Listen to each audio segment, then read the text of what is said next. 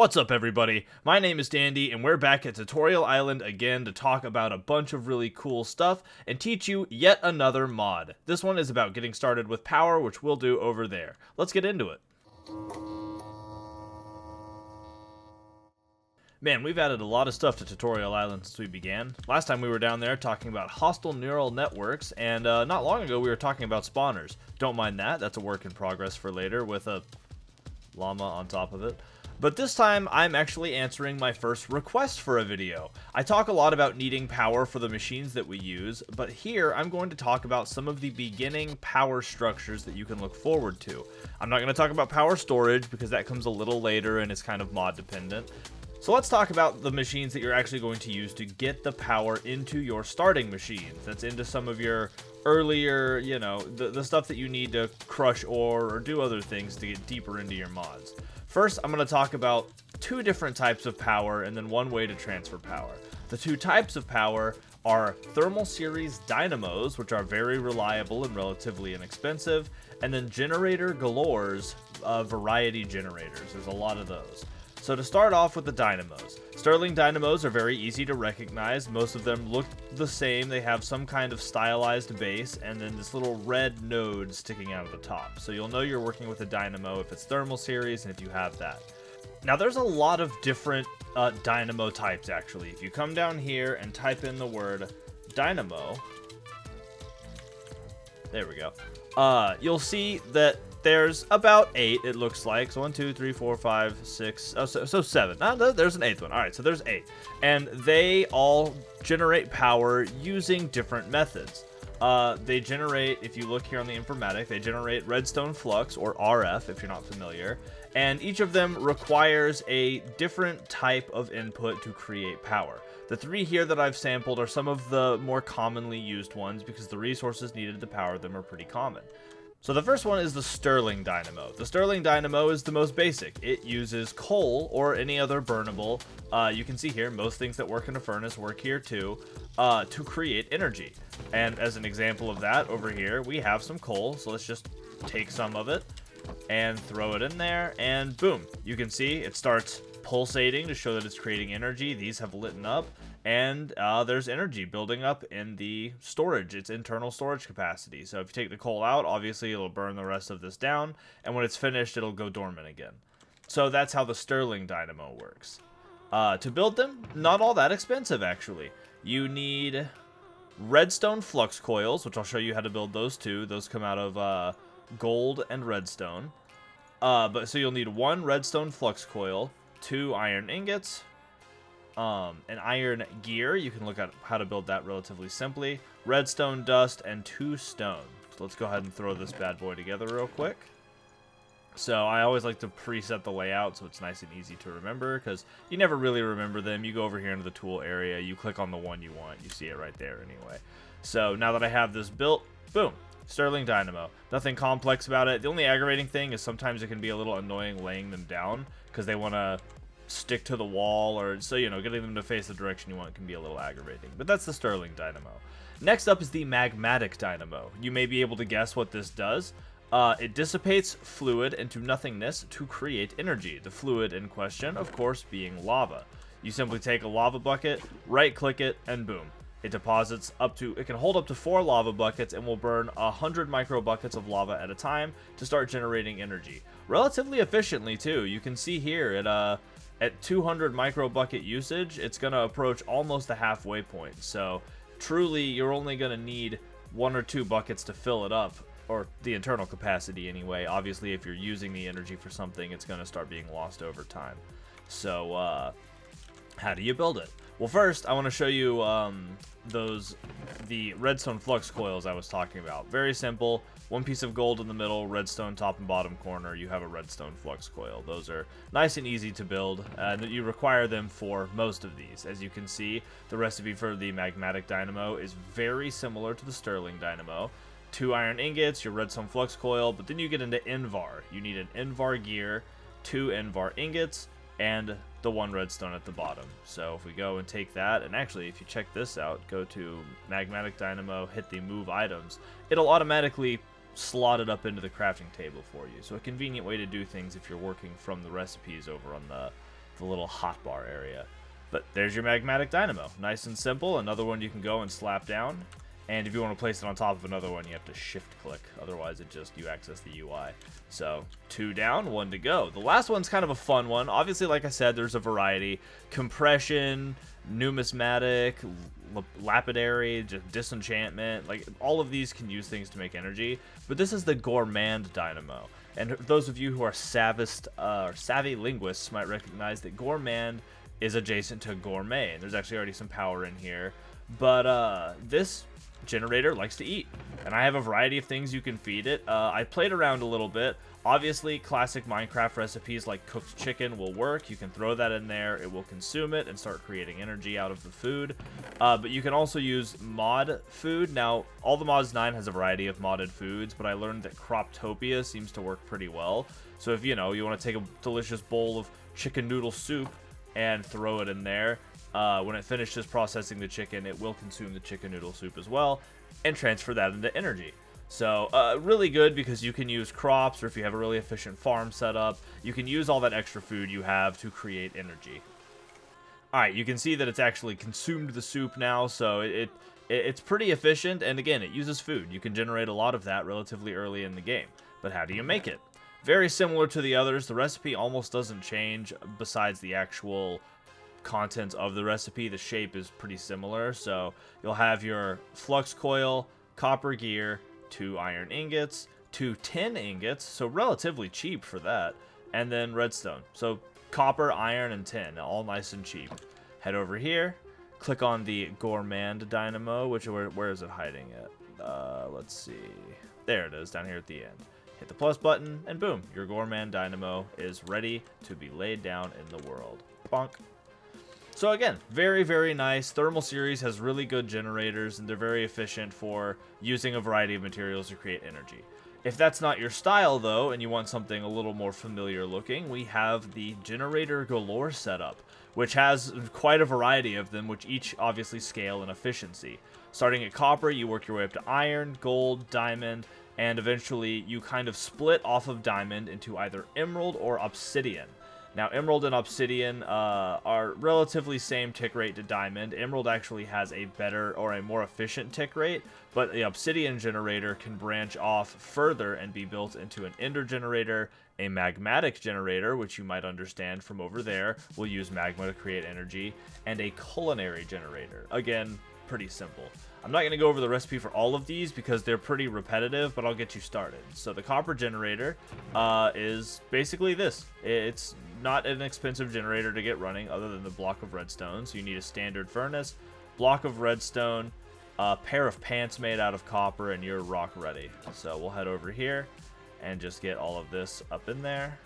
So that's 7 copper, a furnace, a redstone, and boom. You have yourself a copper generator. Place that. That's not where I meant to put it, but hey, long face generator. So the UI here is pretty simple. These actually create FE, which is a different version.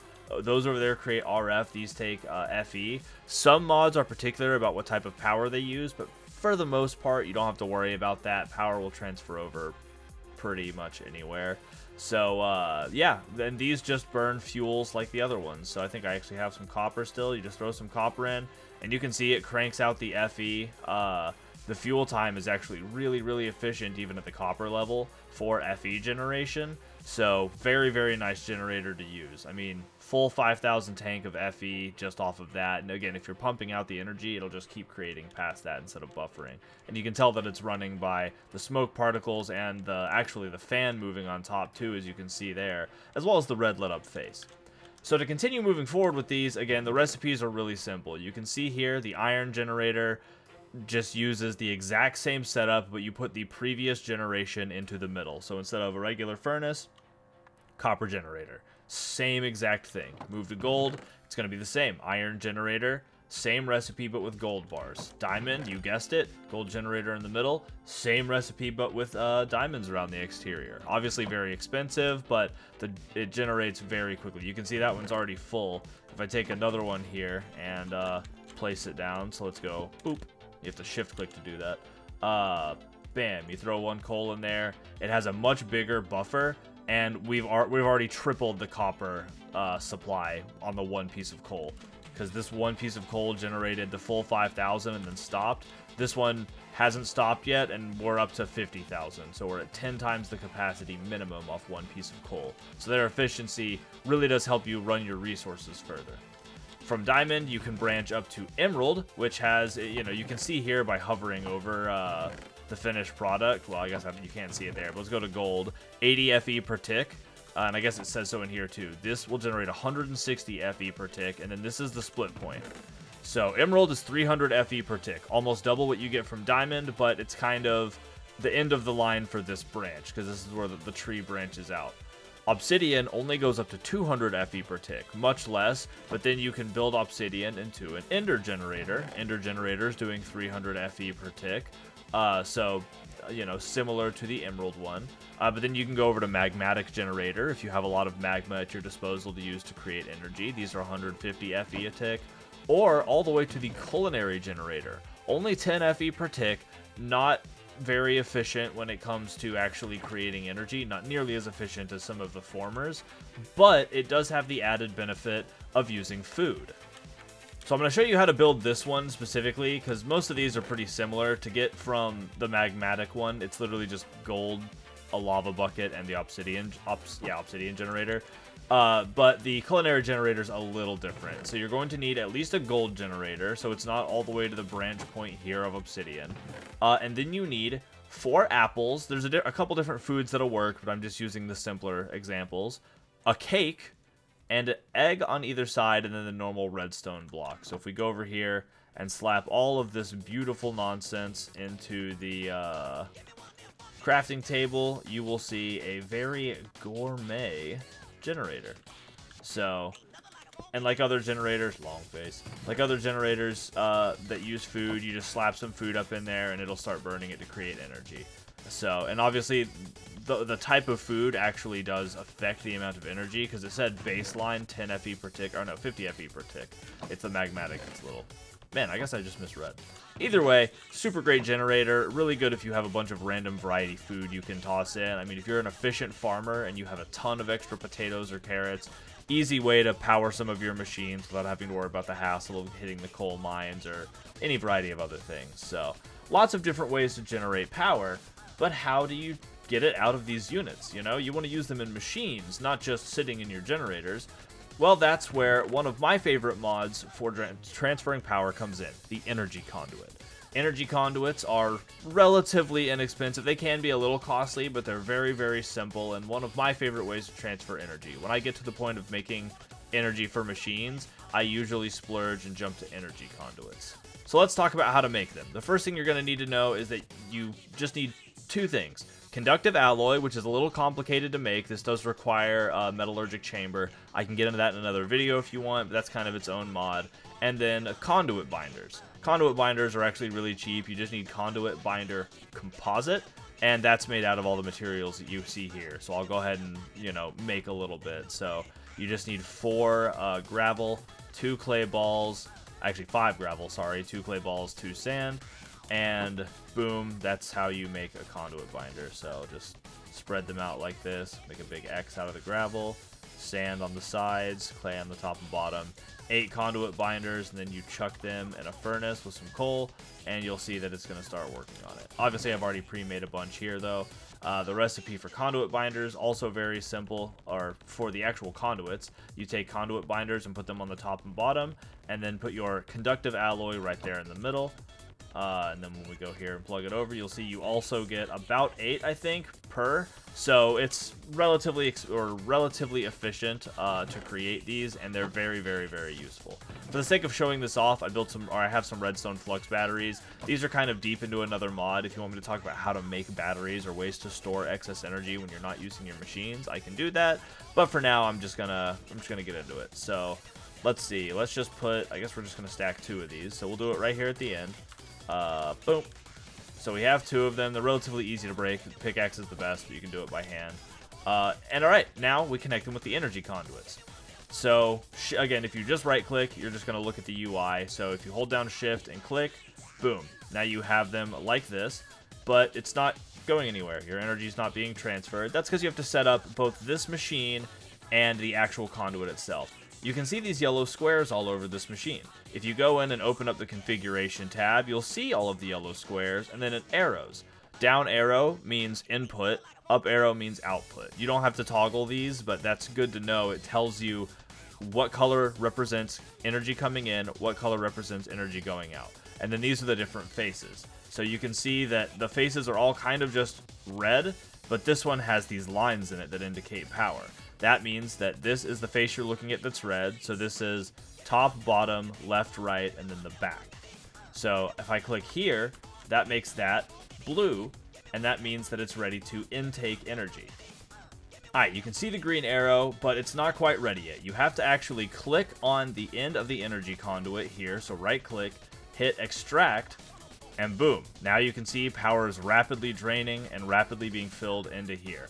It takes some time to transfer, it's not one-to-one, there's obviously throttle speeds and stuff, but it'll get there quicker than you need it to, at least for the beginning, for the early game. So 60,518 RF has been transferred into this battery, this overflow storage tank. And then from here, you know, if you wanted, you could plug all of these into a single redstone flux cell and then have the energy come out of this. And what that's called is overflow. So if your machines aren't using energy, all of the excess energy is pumped into a big old battery. So whenever you start pulling energy again, it's going to come directly from the battery first and start backfilling from your variety of different, you know, different methods of energy pulling. But this is how you do it. I also want to let y'all know, just as a form of convenience, if you have one of these set up, sometimes the redstone or the conduits can be a little funky. So make this intake, put it there. If you right click, don't choose an option and back out. Sometimes it'll just vanish and you can't get it back. It just doesn't work. So all you have to do is break the conduit, easy to do with a pickaxe or anything, lay it down again, and then redo it, and you'll see it works just fine. So this thing's draining the energy right away. So, and it works very, very similarly for these as well. So let's put it on the ground right there, connect this right there, and then just turn the top to connecting, and you can see this is already on push or pull. It's already, it's actually run out of energy, so you put that into there.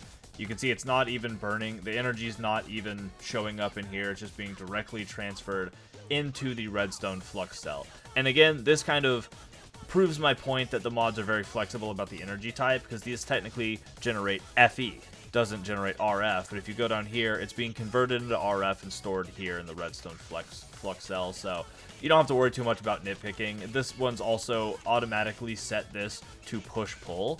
So this is an intake, but I could technically turn it to an outtake, and it would push the energy right back up into the generator. No reason for me to do that, but it's an option that's available for you just in case.